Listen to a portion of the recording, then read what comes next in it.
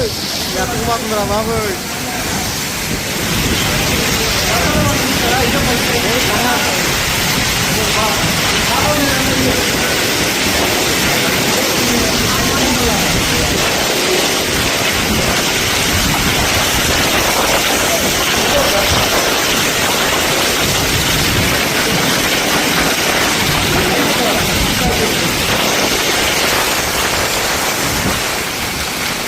ఏందిరా గిరగిర తిరుగుతుంది వడగల్లానా చూడు వడగలు చూడు ఇవన్నీ వడగలేగా అవుతుంది.